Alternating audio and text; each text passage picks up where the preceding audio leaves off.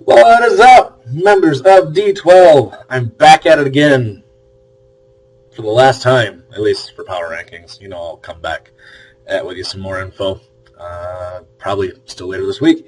But we have made it. We are up to number one, and that is a team that started near the bottom. I mean, not overall in the league. Didn't start near the bottom because he had one of the best teams in the league in the first year. But we did our rankings last year, at the beginning of last year, and I think that he was like 10th overall, maybe 9th overall, but he started down at the bottom. One of two teams to have never won a playoff game. Nope. There might be more than that. He's never won a playoff game. Finished first in the regular season last year, and that is where I have him again at the beginning of the regular season this year. And, you know, subjective power rankings, you know, Mike is the reigning champion. Does the reigning champ automatically get the first spot? Maybe. I think that Chris has the best team. Probably should have looked at his team a little bit closer before I agreed to pay him $110 for his draft pick next year. But anything can happen, especially with the division that he is in. Because even though he has the best team in the league, his actual probability of winning his division is less than 50% because he's got two other really, really good teams in his division. So playoff odds, yeah, up around minus 600. You know, I think he's got like a 80% chance of making the playoffs at this point. It's probably higher, but maybe not, because last year at this time, Brian had the best team in the league, and well, we all know how that went. So let's jump into the roster. Not a weak link in the bunch. So running out at quarterback, and he's going to run a lot, and that's Russell Wilson. And running quarterbacks do have a tendency to get injured a little bit more than your pocket passers. I mean, save for Tony Romo, obviously.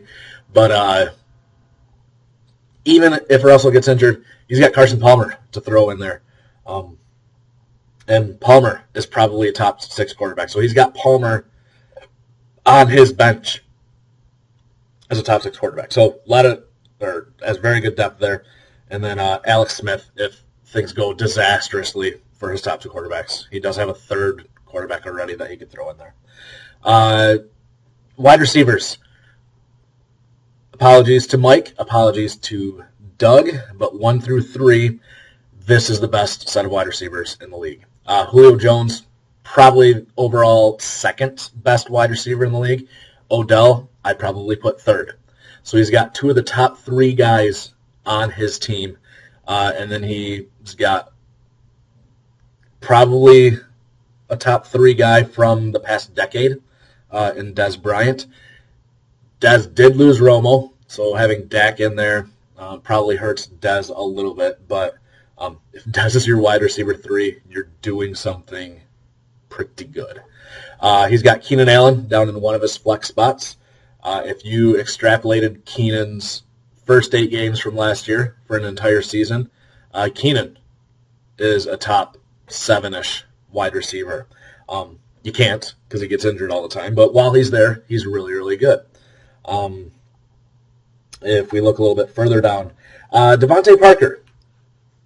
I think when I did the very first episode of this, I cemented Willie Snead as one guy that I can pretty much guarantee you is going to get traded.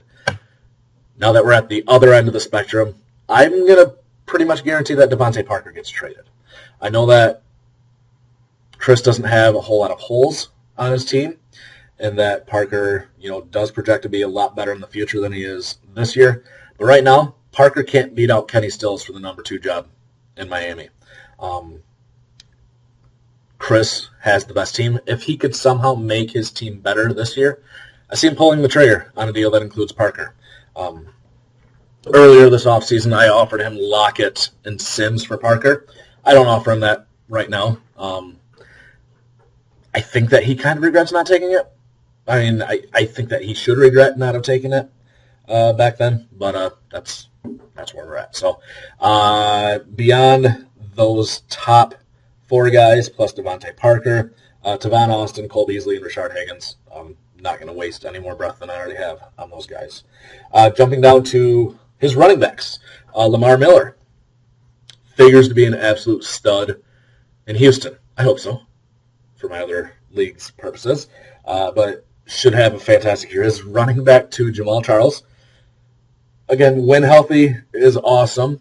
But just like Keenan Allen last year, coming off an injury, doesn't look like he's going to play week one. It's actually better for Chris if he just doesn't play week one rather than being, well, we're going to be in a timeshare, because Chris did go out and trade for his handcuff. He does have Spencer Ware, and Ware being in there full-time is better than either one of those guys being in there part-time. And then we go down to the flex position. Chris's running back 3 is the guy that finished third among all running backs last year. Mentioned this in Mike's video, but there's a battle between Woodhead and Melvin Gordon. Whichever side of that coin comes out ahead is going to have a huge advantage over the other team.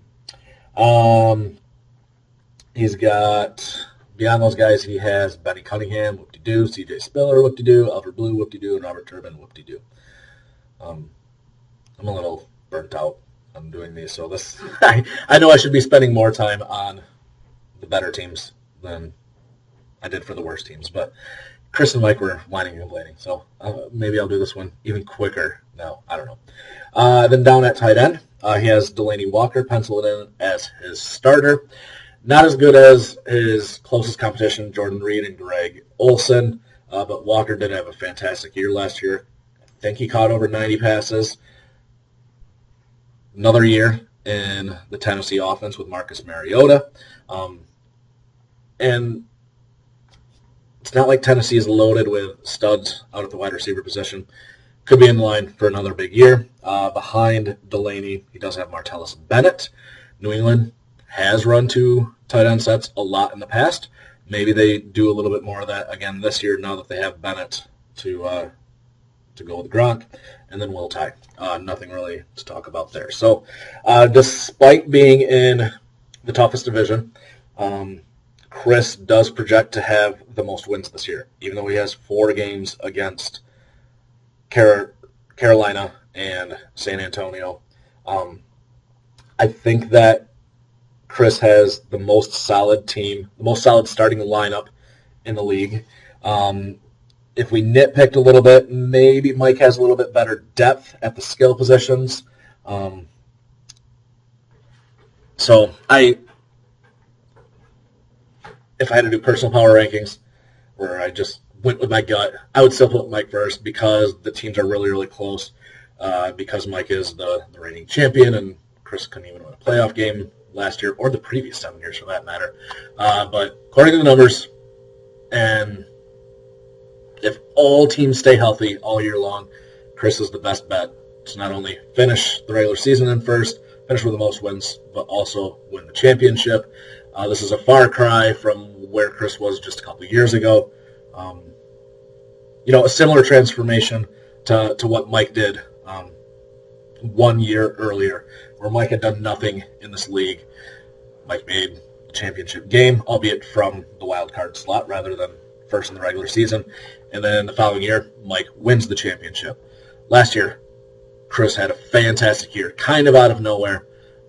Finished first in the regular season, didn't make the championship game, but maybe this is the year that Chris gets the monkey off his back and finishes with the championship. So those are the power rankings. Let's see if I can do these in order backwards. So 12, St. Louis. I should have written these down. Predicted record, 1-12. 11, Tampa Bay. Predicted record, 3-10. 10 is DDP? No. 10 is Seattle. 3-10. 9 DDP.